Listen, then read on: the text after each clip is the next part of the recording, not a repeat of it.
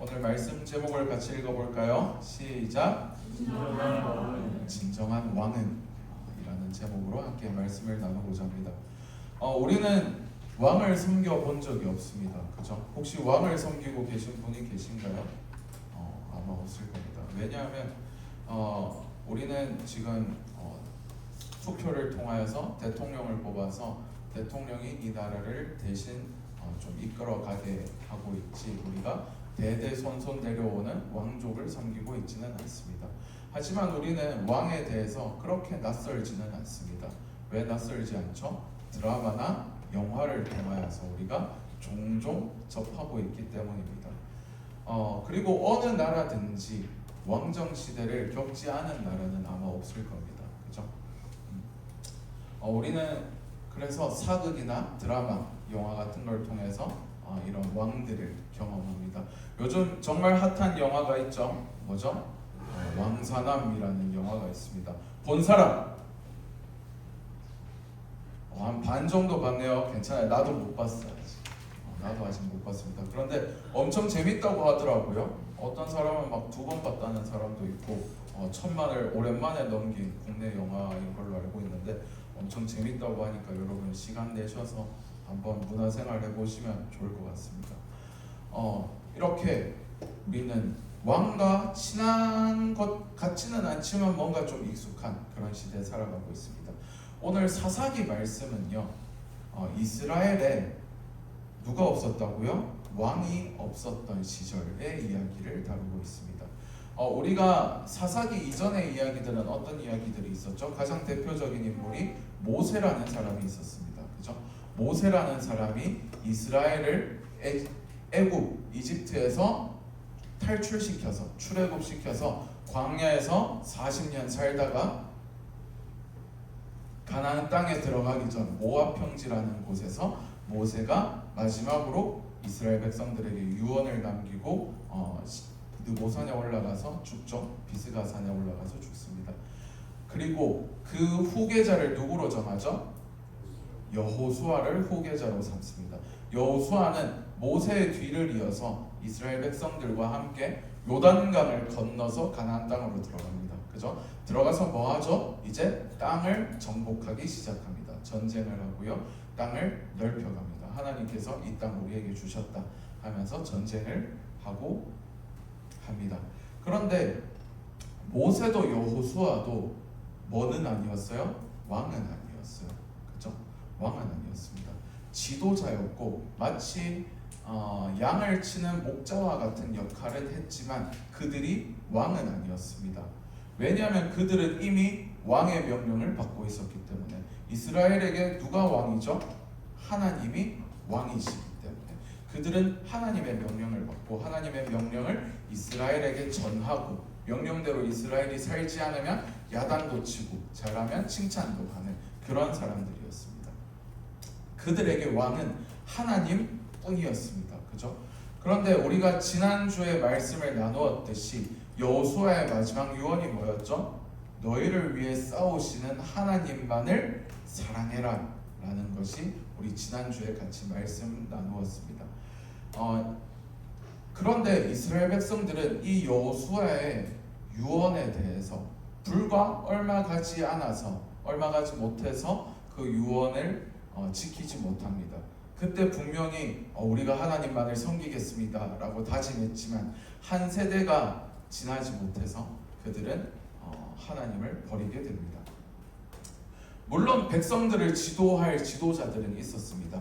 각 가문들, 각 지파들의 어른들은 있었습니다. 그리고 천부장, 백부장, 50부장 이런 사람들을 뽑아놨어야 하지만 전체를 아우르는 지도자는 없었습니다. 그런데 오늘 말씀에 그들에게 왕이 없었기 때문에 그들이 각자 자기 소견에 옳은 대로 행했더라라고 이야기를 합니다. 하나님께서는 우리가 한 가지 의문점을 가질 수 있습니다. 하나님께서는 왜 여호수아가 죽은 후에 여호수아의 뒤를 이끌어갈 후계자를 세우지 않으셨을까? 라는 것을 질문해 볼 수 있습니다. 여러분 오늘 이 말씀을 같이 들으면서 이 질문을 한번 염두에 두면서 같이 말씀을 들었으면 좋겠습니다. 오늘 우리가 읽은 본문은 방금 제가 이야기 드렸다시피 선뜻 명확하게 이해가 잘 되지는 않는 것 같습니다. 그래서 오늘 말씀을 이해하기 위해서 우리가 먼저 알아야 할 것이 있는데요. 그것은 사사기가 어떻게 흘러가는지에 대해서 한번 나누어 보아야 될 것 같습니다. 사사기가 지금 몇 장까지 있죠? 21장까지 있죠. 얼마 안 됩니다. 자, 사사는 어떤 의미이죠? 재판관이라는 뜻을 가지고 있습니다. 사사는 재판관이라는 뜻을 가지고 있고요. 그리고 구원자라는 뜻을 가지고 있습니다. 사사는요, 이스라엘을 하나님의 말씀으로 재판하고 그들을 하나님의 뜻대로 구원해내는 사람들을 사사라고 이야기합니다. 이 사사는 한자어라서 조금 다를 수는 있지만 원의미와 어쨌든 그들을 우리말 성경에선 사사라고 번역을 했습니다. 이 사사기에는요, 한 가지 커다란 패턴이 있습니다. 도표 보이죠? 자, 뭐부터 시작해요? 이스라엘이 타락합니다. 사사기 2장을 보면요, 타락합니다. 자, 이스라엘이 타락해서 어떻게 돼요? 다른 민족에 의해서 고통받습니다. 다른 민족에게 압제당하기 시작합니다. 자, 그러면 고통이 심해지면은, 극에 달하면 이제 그때서야 비로소 하나님을 찾습니다. 하나님께 부르짖습니다. 그러자 하나님께서 이 백성들의 기도에, 울부짖음에 응답하십니다. 그래서 하나님이 누굴 세우셔요? 사사를 세우십니다. 이 사사는 하나님의 말씀을 순종해서 이 이스라엘 백성들을 구원으로 이끌어갑니다. 하나님께서 사사를 통해 이스라엘 백성들을 구원하십니다. 그러면 이 구원한 후부터 이제 사사가 살아있는 동안은 이스라엘 백성들이 하나님의 말씀을 잘 듣고 순종합니다. 사사기에 보면 사사가 살아있는 몇 년 동안 이스라엘 백성들이 하나님의 말씀을 잘 듣고 평안했다라고 이야기를 합니다. 그런데 사사가 죽으니까 이스라엘 백성들이 다시 어떻게 해요? 하나님의 말씀을 따르지 않는 것을 볼 수 있습니다. 타락합니다. 우상 숭배를 합니다. 사사기에는 이 커다란 패턴이 계속해서 반복되는데, 여기 제가 도표 보면은 완전 똑같은 공률로 안 그렸잖아요. 그죠? 점점점 밑으로 내려가죠. 왜 내려갈까? 사사기가 뒤로 갈수록 점점점 이 타락의 깊이가, 농도가 짙어집니다.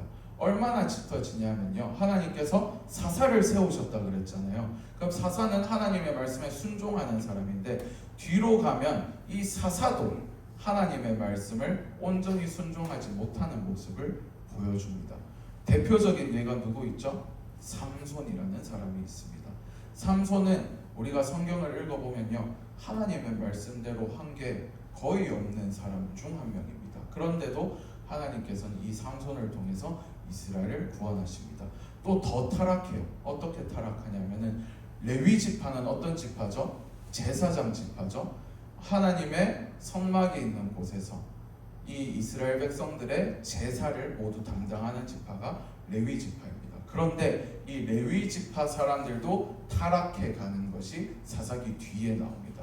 그리고 20장, 21장이 마지막이거든요. 거기 가면 한 지파 전체가 타락합니다. 베냐민 지파라는 지파 전체가 타락하는 것을 볼 수 있습니다. 그래서 이 베냐민 지파와 나머지 지파 간에 전쟁이 있었고, 베냐민 지파가 좀 학살당하는 모습도 사사기 뒤에서 볼 수 있습니다. 이런 패턴이 사사기 2장에 보면은 패턴을 이제 설명하고 있습니다. 그런 사사기의 결론이 바로 오늘 우리가 읽은 21장 25절 말씀입니다. 우리 다시 한번 읽어볼까요? 시작. 그때 이스라엘에 왕이 없으므로 사람이 각기 자기 소견에 옳은 대로 행하였더라. 아멘. 이 말씀은요, 사사기 후반부에서 계속해서 반복됩니다. 왕이 없었다라는 말은 무엇일까요? 그냥 단순히 왕이 없었다라는 그런 의미일까요? 물론 그런 의미도 당연히 있겠죠. 그런데 좀 더 딥하게 들어가 보면요, 왕은 한 나라를 대표하는 사람입니다. 그죠? 그리고 통치하는 사람입니다. 이 왕이 말하는 게 뭐가 돼요? 법이 되고 기준이 됩니다. 그렇기 때문에 왕이 없었다라는 것은요, 질서가 잡혀 있지 않았다. 그리고 체계가 잡혀 있지 않았다라는 것을 의미할 겁니다. 왜냐하면 왕이 있다면 왕이 세운 질서를 지켜야 되고 왕의 명령에 어떻게 해야 돼요? 복종해야 돼요. 그렇기 때문에 왕이 없었다라는 것은 뭔가 무질서한 상태를 이야기합니다. 그러면 이제 왕이 있는 상태는 뭐죠? 나의 행동에 제약이 생긴다라는 것을 의미합니다. 내 마음대로 할 수 있다 없다? 없다라는 것을 의미합니다. 사무엘상 8장에 보면요, 사무엘상은 사사기 다음 책이 뭐죠? 한 장만 넘기면 나오죠? 룻기죠. 룻기 다음 책이 뭐죠? 사무엘상입니다. 룻기는 사사 시대에 있었던 이야기 중 하나고요. 자, 사무엘상에 가면 누구의 두 명의 세 명의 이야기가 나옵니다. 누굴까요? 큰 세 명. 사무엘, 그렇죠. 사무엘상이니까 사무엘, 또 누구? 사울, 마지막 한 명 다윗. 이 세 명의 이야기가 나옵니다. 물론 다윗은 사무엘 하에 좀 더 메인으로 나오기는 하지만 이 큰 세 명이 사무엘상의 이야기가 주로 나옵니다. 그런데 이 사무엘상 8장에 가면요, 이스라엘 백성들이 마지막 사사인 사무엘에게 찾아가서 왕을 요구합니다. 사무엘이시여, 우리에게 왕을 세워주십시오라고 이야기합니다. 그런데 사무엘은 너희가 왕을 세우면 이런 제약들이 따를 거야. 너희가 왕이 전쟁하고 싶다 그러면 너희 끌려갈 거야. 왕이 너 와서 노동시키면은 너 노동하러 가야 돼. 왕이 너에게 세금도 거둘 거야 라고 하는데 백성들이 뭐라 그래요? 괜찮아요, 우리 왕이 필요합니다 라고 이야기합니다. 이걸 가지고 사무엘이 하나님께 기도합니다. 그 내용은 좀 이따가 다시 한번 이야기하겠습니다. 이스라엘 백성들은 이런 제약이 생김에도 불구하고 이런 사사기에 있었던 난리법석한 일들이 왕이 없기 때문이라고 판단을 하고 사무엘에게 가서 왕을 요구하는 것을 우리가 볼 수 있습니다.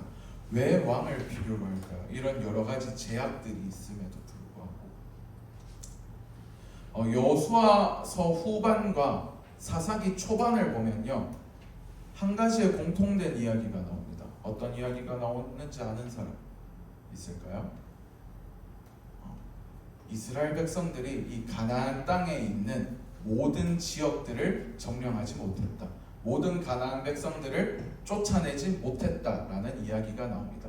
우리 지난주 여호수아 말씀 읽을 때 23장에 11절부터 13절에 어떤 내용이 있었죠? 그들과 어울리지 마라, 혼인하지 마라, 왕래하지 마라 라고 이야기합니다. 그런데 이스라엘 백성들이 뭘 못했어요? 이 가나안 사람들을 쫓아내지 못했어요. 같이 사는 거예요. 같이 살면 어떻게 돼요? 왕래하게 돼요. 문화를 교류하게 돼요. 그러면 그들의 문화를 접하고, 옛날 문화는 뭐예요? 다 그들의 신들과 관련 있는 문화예요. 그러면 당연하게 그들의 신과 접촉하게 됩니다. 하나님께서 그들을 쫓아내라, 그들과 어울리지 말아라, 그들과 단절해라 라고 이야기하셨는데 이 이스라엘 백성들은 쫓아내지 못하고 같이 살아가면서 그들의 문화에 젖어들게 됩니다. 그 결과는 무엇이죠? 사사기를 보면 아까 어떻게 타락했다 그랬어요? 우상 숭배함으로 타락했다 라고 이야기합니다. 그들을 지도해줄 지도자가 없어지자 그들은 타락하고 맙니다. 지도해준다라는 것은 어떤 의미일까요? 성경에서 지도해준다라는 것은 하나님의 말씀을 가지고 네가 어떻게 살아야 할지를 지도해주는 것입니다. 가장 대표적인 사람이 모세라고 할 수 있겠죠. 모세는 보면요, 여러분 출애굽기 읽으신 분 보면요, 모세는요 하나님의 말씀을 듣지 않는 이스라엘 백성들을 향해 화를 냅니다. 야단도 칩니다. 뭐까지 해요? 너희가 하나님의 말씀을 안 들으면 저주받을 것이다 라고 저주까지 합니다. 하지만 반대로 너희가 하나님의 말씀을 잘 들으면 축복받을 것이다, 복받을 것이다 라고 이야기합니다. 잘한 것은 잘했다고 칭찬해주고 못한 것은 너가 고쳐야 돼 라고 때론 야단도 치고 혼도 내고 하면서 잘 이겨나갈 수 있도록 도와주는 것이 잘 지도하는 것이라고 할 수 있습니다. 하지만 이스라엘을 지도하던 모세도 없어졌고 여호수아도 없어졌습니다. 여러 사사들이 잠깐 이스라엘을 통치했지만, 다스렸지만, 보호했지만 그들은 왕이 아니었기 때문에 지나가고 맙니다. 이스라엘은 오늘 우리가 읽은 말씀처럼 각자 자기 소견에 옳은 대로 행동했다라고 이야기합니다. 자기 소견에 옳은 대로 살았다라는 것이 무슨 의미일까요? 그래서 좀 더 쉬운 최근에 번역된 새한글 성경에 보니까 이렇게 번역을 했어요. 앞에 한번 같이 읽어볼까요? 시작. 그 시대에 이스라엘에는 임금이 없었다. 사람마다 자기가 보기에 올바른 일을 했다. 자기가 봤을 때는 올바르게 살았다라는 의미를 가지고 있습니다. 그런데 사람들은 각자 올바른 대로 살았잖아요. 근데 그게 잘못된 것일까요? 라는 질문을 우리가 할 수 있습니다. 과연 자기가 보기에 올바른 일을 한 것이 올바른 행동일까? 라는 질문을 우리가 해보아야 됩니다. 대부분의 사람들은 아마 이것에 대해서 문제 제기를 하지 않을 겁니다. 그런데 우리 한번 고민해 봅시다. 상식적으로 생각했을 때 아무리 고대인들이라고 하더라도 그들은 어떤 식으로든지 교육을 받았을 거예요. 그죠? 교육기관이 생기기 전에는 어디에서 교육을 받았겠어요? 집에서 교육을 받았을 거예요. 그리고 마을에서 교육을 받았을 거예요. 성경도 보면 모세가 사람들을 불러놓고 하나님의 말씀을 가르쳤다, 읽어주었다 라고 이야기하는 것이 뭐예요? 교육이에요. 이스라엘 백성들은 아무리 고대라고 하더라도 지금으로부터 한 3,500년 전 일이라고 하더라도 교육이라는 걸 받았을 거고요. 그들의 문화 속에서 성장해 갔을 겁니다. 그 문화 속에서 살아남기 위해서 기준이라는 것을 지키면서 살아갔을 거예요. 그죠? 오늘날의 세상을 한번 봅시다. 우리가 아무리 이곳을 헬조선이니 살기 어렵다더니 라고 말하더라도 대부분의 평범한 사람들은 평생 법을 준수하면서 살아갑니다. 그죠? 물론 자질자질한 법들은 어길 수 있겠죠. 그죠? 노란불인데 간다거나, 그죠? 바뀔 것 같은데 밟거나 과속하거나 그런 것들이 있을 겁니다. 혹은 불법적인 자료를 다운을 받거나 그런 것들을 아무것도 안 하는 사람은 아마 거의 없을 겁니다. 그죠? 하지만 그럼에도 불구하고 우리에게 보통 사람들은 남에게 사기를 치거나 때리거나 죽이거나 하는 일은 거의 하지 않습니다. 보통의 사람들이라면. 그죠? 만약 여기에 계시면 얼른 가서 자수하시길 바랍니다. 제가 탄원서 한 장을 써드릴 수 있도록 해보겠습니다. 오늘날의 사람들 역시 각자 자신이 옳다는 대로 살아갑니다. 그래서 세상이 정말 듣기 싫어하는 말이 있습니다.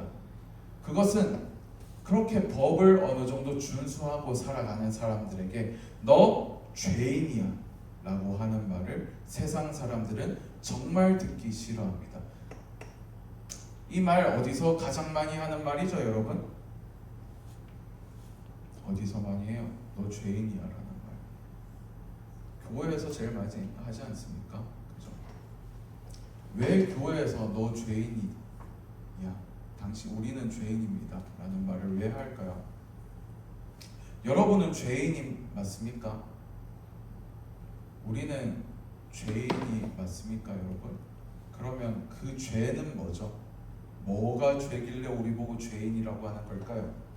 이전에 제가 계속해서 반복해서 말씀드렸었던 것이 있습니다.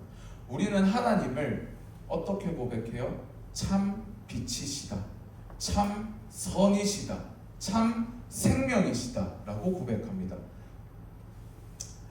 죄는요, 아담과 하와가 선악과를 따먹은 행위뿐만 아니라 하나님과 같이 되고 싶어서 하나님께 불순종한 것, 하나님께 반역한 것, 그것이 죄라고 이야기를 합니다. 그래서 하나님을 벗어난 상태, 하나님과의 관계가 끊어져 버린 상태를 교회에서는 죄다라고 이야기합니다. 그래서 성경의 죄라는 단어의 원어의 뜻을 보면요, 뭐라고 되어 있어요? 관역을 벗어난 상태. 뭘 벗어났다고요? 관역을 벗어난 상태가 죄다라고 이야기를 합니다. 우리 왜 화살 쏘면은 화살이 관역에 맞아야 되는데 안 맞은 상태, 이게 성경에서 말하는 근원적인 죄다라고 이야기합니다. 무슨 말이에요? 하나님을 벗어난 상태, 하나님과 멀어진 상태가 죄다라고 이야기합니다. 그래서 성경에서 말하는 죄인이라는 것은요, 하나님과의 관계가 끊어져 버린 사람, 하나님의 말씀을 지키지 않는 사람, 하나님을 내 삶의 주인으로 모시지 않는 사람, 하나님의 뜻이 아니라 내가 옳다는 대로 살아가며 하나님을 왕으로 섬기지 않는 사람을 뭐라고 이야기해요? 죄인이라고 이야기합니다. 참 생명이신 하나님과의 관계가 끊어져 버리면 우리는 어떻게 될 수밖에 없어요? 죽을 수밖에 없습니다. 결국 죽음에 이르게 되는 상태를 죄다라고 이야기합니다. 이 근본적인 죄는요, 세상 법을 잘 지키는 것에 큰 의미가 없습니다. 이 말은 세상 법을 지킬 필요 없다라는 말이 아닙니다. 성경에는 분명 세상 법을 잘 지켜라 라고 이야기를 합니다. 하지만 아무리 세상 법을 잘 지키며 살아간다 하더라도 하나님과의 관계가 끊어져 버린 사람은 영원한 죽음에 이르게 된다, 죄인이다 라고 이야기를 합니다. 사도 바울은 이것을 뭐라고 표현해요? 죄의 삭스, 사망이다 라고 이야기합니다. 하나님과의 끊어져 버린 결과는 사망이기 때문입니다. 이스라엘 백성들이 각자 자기 소견에 옳은 대로 살았는데, 자기가 옳다고 생각하는 대로 살았는데 성경이 이것이 문제다라고 말하는 이유는요, 그들이 각자 옳다고 생각하는 대로 살았기 때문입니다. 이들은 자기 자신이 내 삶의 주인이 되어서, 내 삶의 왕이 되어서 살아갔기 때문입니다. 진정한 왕이신 하나님의 말씀을, 하나님의 뜻을 따라 살아가는 것이 아니라 자기가 판단하고 자기가 옳다고 생각하는 대로 살았기 때문입니다. 사사기의 다음 책인 사무엘상을 보면요, 아까 전에 이야기 잠시 했는데요, 사무엘상 8장 7절에서 8절을 한번 찾아볼까요? 사무엘상 8장 7절에서 8절을 한번 찾아봅시다.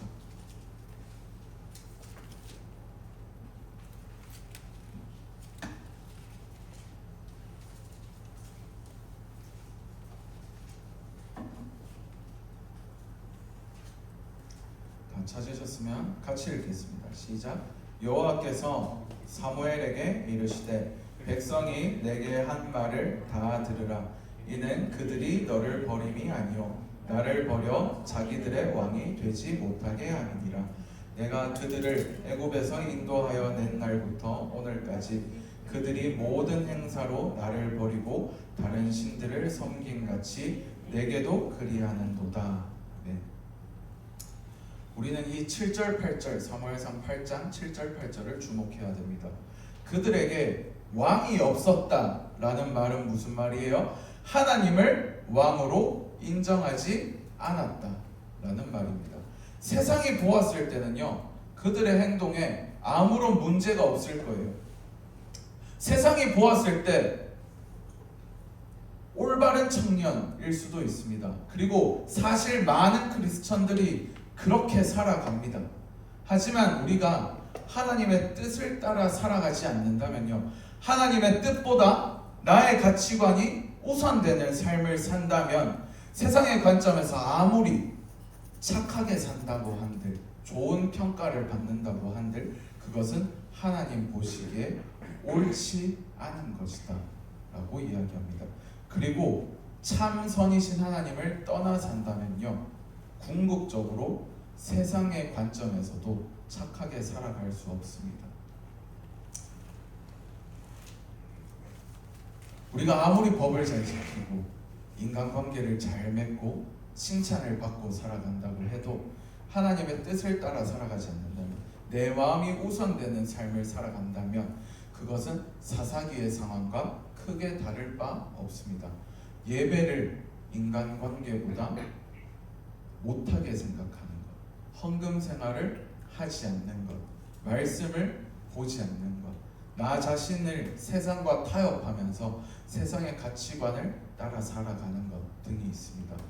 우리는 이것들을 나의 우상으로 섬기고 있습니다. 그리고 우리가 놓치지 말아야 할 또 중요한 것이 하나 있습니다. 뭐냐면요, 내 모든 삶이 하나님의 영광을 위한 것이 아니라 내 평판을 높이기 위한 것일 때, 내 의를 위한 것일 때 우리는 그것을 가장 경계해야 합니다. 말씀을 마무리하려고 합니다. 맨 처음에 드렸던 질문을 다시 한번 드려보겠습니다. 하나님께서는 왜 여호수아의 후계자를 세우지 않으셨을까요? 모세와 같은, 여호수아와 같은 여러 사사들과 지도자가 있으면 우리가 신앙생활을 할 때 도움을 받을 수 있을 겁니다. 하지만 가장 중요한 것은요, 우리에게 눈에 보이는 지도자가 없다 하더라도, 없을 때에도 내가 과연 하나님을 왕으로 모시고 있는가? 내가 혼자 있을 때도 하나님의 뜻을 찾기 위해 발버둥 치고 있는가? 말씀 읽고 기도하고 예배하고 있는가? 그런 삶을 살아가고 있는가? 라는 것을 나 스스로에게 질문해보고 돌아보아야 할 것입니다. 이것이 중요합니다. 그리고 이 중요한 것을 지키지 못해서 우리는 늘 좌절합니다. 그죠? 못하잖아요. 혹은 안 하잖아요. 사실 못하는 거에는 안 하는 게 더 크게 작용하기도 합니다. 죄책감이 나를 엄습합니다. 그래서 어떤 경우에 죄책감 때문에 더 하기 싫어지는 경우도 있습니다. 그죠? 하지만 내가 죄인임을 인정할 때, 내가 죄인임을 인지할 때 그곳에 은혜가 임합니다. 하나님이 내 삶의 왕이 되기를 원치 않고요, 하나님의 말씀을 보지 않고 기도하지 않고 말씀대로 살아가지 못하는 날 위에 누가 오셨어요? 예수님께서 그런 날 위에 오셨어요. 그리고 예수님께서 그런 날 위에 고난받으시고 십자가에 달리셨습니다. 그리고 그런 날 위에 구원하시기 위해 부활하셨습니다. 예수님께서. 하나님은 우리에게 보이는 최고의 지도자, 최고의 왕을 우리에게 보내주셨습니다. 우리가 눈에 보이지 않는 하나님을 왕으로 전적으로 의지하지 못하는 것을 하나님께서 보시고, 하나님께서 우리에게 눈에 보이는 왕을 보내주셨습니다. 우리 이 말씀을 한번 크게 읽어봤으면 좋겠는데요. 다들 화면 보시고 크게 한번 읽어봅시다. 시작. 그는 보이지 아니하는 하나님의 형상이시오 모든 피조물보다 먼저 나신 이시니. 아멘. 예수 그리스도께서 보이지 않으시는 하나님의 형상으로 우리 가운데 오셨습니다. 그래서 그분이 골고다 언덕에서 십자가에 달려 돌아가셨습니다. 우리의 왕이신 삼위일체 하나님의 한 분이신 예수 그리스도께서 우리에게 보이는 왕으로 오셨습니다. 여러분, 하나님을 왕으로 섬기시기를 바랍니다. 우리의 왕은 너무나도 겸손하셔서요, 말구유에 태어나셨고 십자가에 달리셨습니다. 그리고 부활하셔서 세상을 다스리시는 분이 바로 우리의 왕이십니다. 말씀을 읽으시고 기도하시고 우리의 왕이신 하나님의 뜻대로 살아가기로 결단하고 다짐하는 우리 모두가 되기를 소망합니다. 우리 같이 이 시간에 찬양하면서 기도하며 나아갔으면 좋겠습니다. 우리 아까 함께 했던 찬양이죠. 같이 왕이신 나의 하나님 찬양합시다. 왕이신 나의 하나님, 내가 주를 높이고 영원히 주의 이름을 송축하리.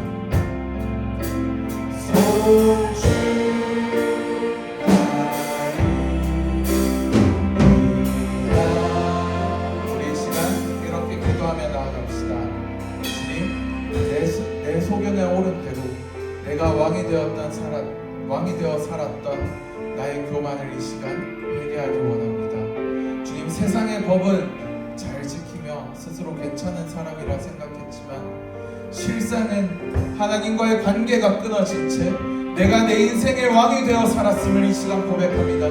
하나님의 영광이 아니라 내 편판을 위해서 살고 예배와 말씀보다 내 감정과 내 인간관계와 그런 것들을 더 중요하게 여겼던 나의 교만을 용서하여 주시옵소서.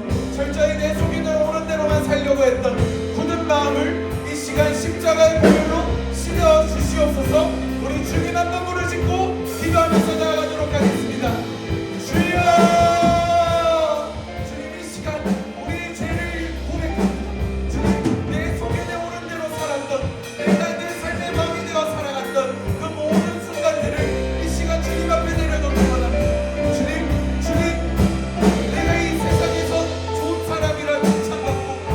평판을 가지고 살아갔을지라도 실상은 주님과의 관계가 끊어진 채 내가 내 인생의 주인이며 내가 내 인생의 왕이 되어 살아갔던 모든 순간들을 주님 앞에 내려놓고 회개하오니 주님, 우리의 죄를 용서하여 주시옵소서. 주님, 우리가 주님보다 나를 위해 살았습니다. 주님, 예배와 말씀보다 내 감정과 내 인간관계와 내가 가진 가치관을 더 중요하게 여겼던 나의 모든 교만들을 주님 앞에 내려놓으니 주님, 우리를 용서하여 주시옵소서.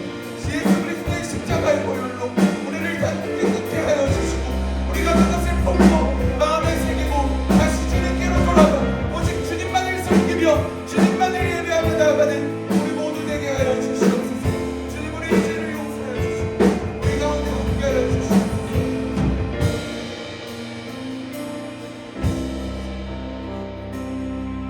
우리 시간 두 번째로 기도합시다. 주님, 나를 위해 십자가를 지신 진정한 왕, 그 예수 그리스도께 우리가 온전히 항복하기 원합니다. 보이지 않는 하나님으로 오셔서 내가 그분을 모시지 못해서 늘 실패하고 죄책감에 무너지는 우리를 위해서 하나님께서, 하나님의 아들께서 친히 이 땅 가운데 오셨습니다. 그리고 그분께서 나를 위해 고난받으시고 죽으시고 다시 사신 그것을 우리가 이 시간 다시 한번 기억하고 주님을 찬양하기 원합니다.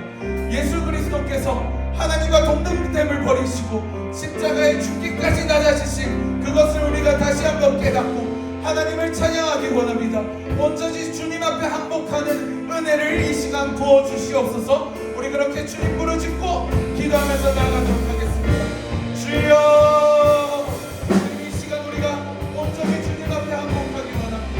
주님, 내가 온전히 주님을 따르지 못하는 그 죄책감 속에 빠져서 살아갑니다. 주님께로 날마다 가까이 간다고 고백하지만 주님, 그곳 가운데 나의 죄성이 점점점 더 드러나 오직 다시 주님께로 멀어지고 있는 나의 모습을 발견합니다. 주님, 다시 한번 내가 주님께로 돌이키기를 원합니다. 다시 한번 주님께 항복하기 원합니다. 주님, 내 삶 가운데 찾아와 주셔서 감사합니다. 나는 주님께로 찾아갈 수 없습니다. 내가 주님께로 가니 자꾸 나의 죄성이 드러납니다. 내가 자꾸 죄책감에 힘들입니다.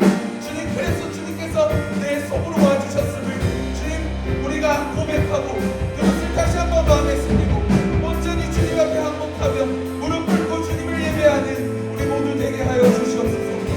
내가 하나님께 가는 것이 아니라 주님께서 나에게 오신 그 사실이 주님의 사랑이고 주님의 은혜임을 우리가 이 시간 고백하며 찬양하며 주님을 예배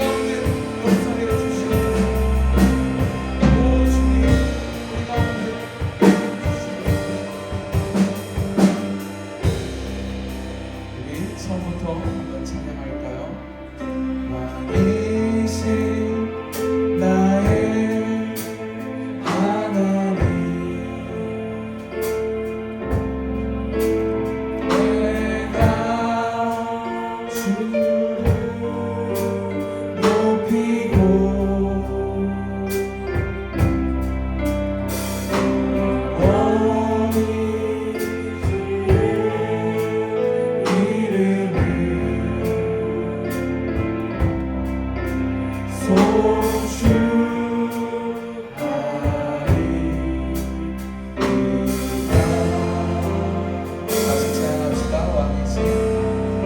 왕이신 나의 하나님, 내가 주를 높이고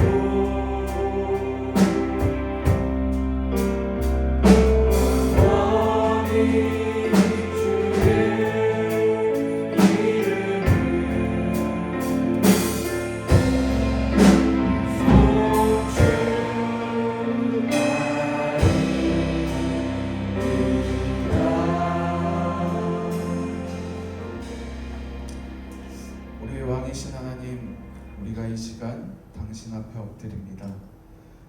나의 옳은 대로 살았던 우리의 모습을 돌아보며 회개하며 이 시간 결단합니다. 나의 삶을 돌이켜 당신을 향하기 원합니다.